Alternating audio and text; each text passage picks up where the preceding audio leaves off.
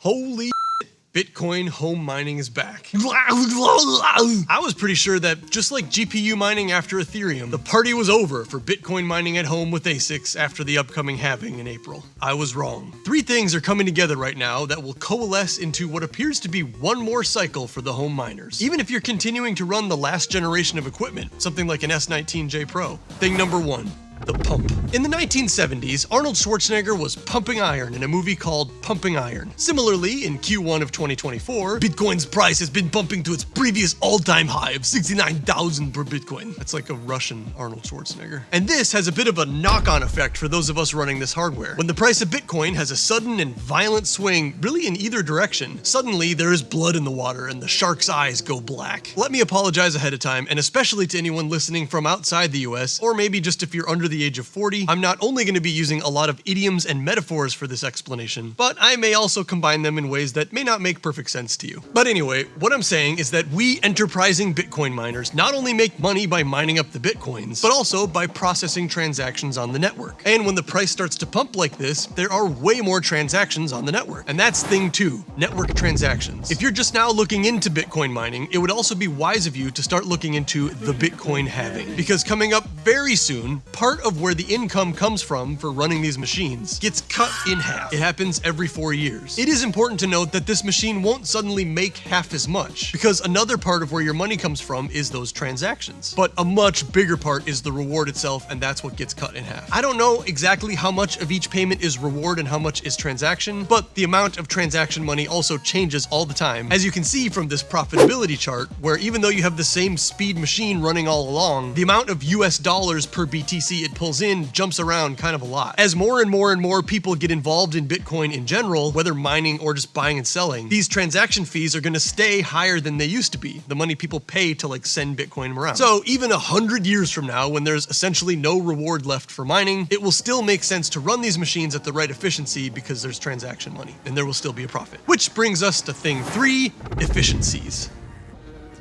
Leaf blowers outside my studio. With third-party firmwares, and even now built right into the Bitmain stock firmware, you can choose to run this machine at either a grueling pace, which we all know from elementary school will one day kill your oxen, or you can flip it into low power mode and be more like the skinny hockey guys from NES Ice Hockey. They take a lot less energy to get going, but won't hit as hard as the fat boys, obviously. It's just physics. Because of low power mode, and because of the pump, and because of the increased number of transactions now, you can run a good old S19J Pro 100 machine at 70 terahash, and it will be about as efficient as an S19 XP machine running stock. You just need two of them to get the same number of Bitcoins. But if you look at this table from ASIC Miner Value, even if the halving did cut the entire take in half in April, it costs $5.78 to run an S19 XP, or in my case, two underclocked S19Js per day, while they bring in more than $15 per day. Cut that $15 in half, and they'll still bring in close to $8 a day, while only costing around $5 a day to run, like how I rounded up for the profit but rounded down for the cost. Which means that post-halving,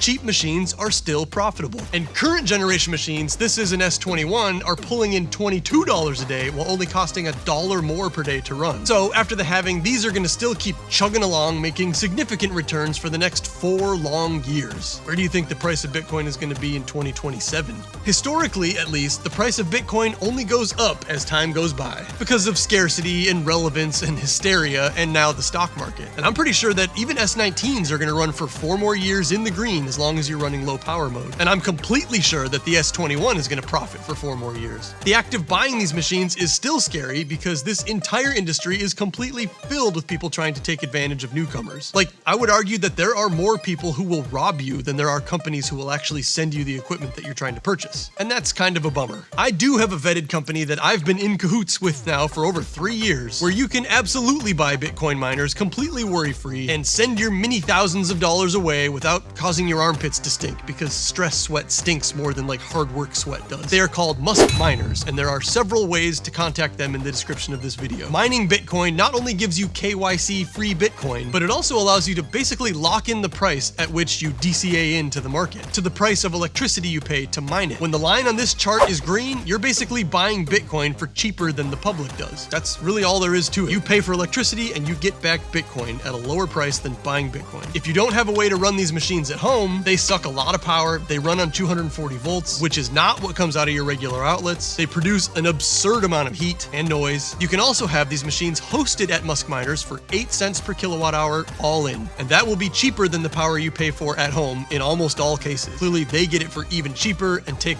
a little off the top, and that's how they make their money. But they make their money by saving you money.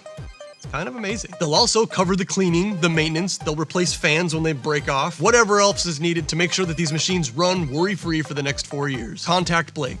He has children. I was medium confident that my time as a Bitcoin miner was over this year, but now it looks like I'm gonna keep on swinging until at least 2028. I don't know what that gesture meant. What a time to be alive. Join me, it's not a cult.